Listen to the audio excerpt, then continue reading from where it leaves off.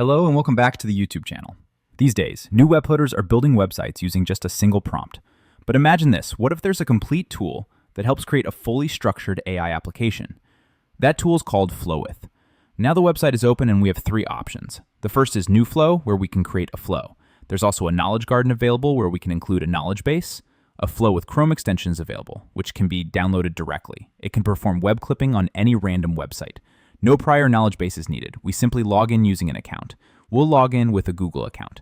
Once that's done, the setup is complete, and we can use agent mode if we want to upload any files. Now, this can also be done.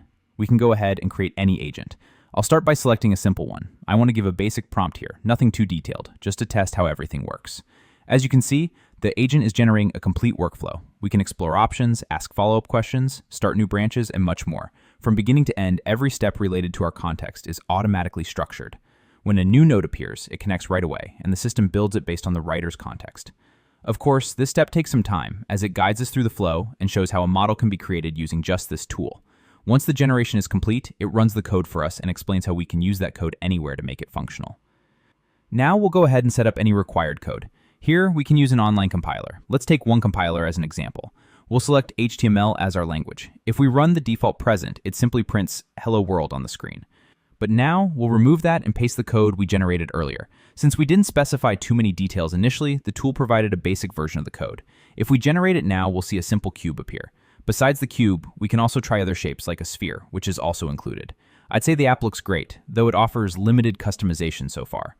Once we make a request, Flow takes a moment to process and then delivers a much better version of the code.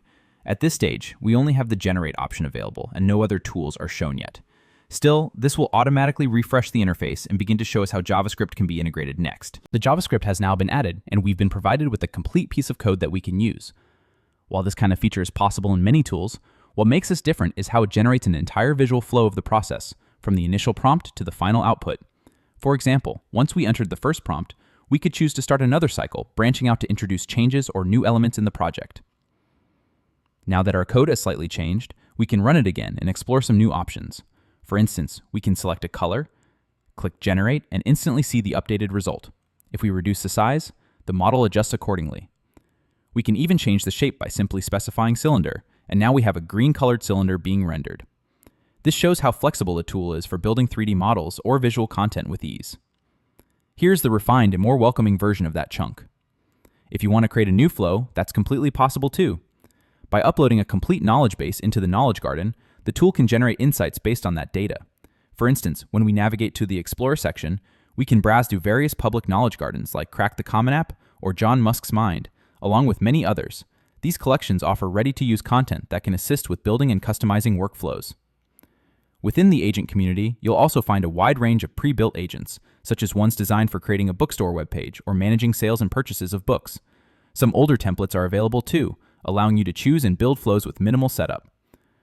While this tool may be slightly less powerful compared to other web coders, its real strength lies in how clearly it maps out each flow. This structured approach makes it especially useful for those in the learning phase, helping users understand concepts and make changes with confidence.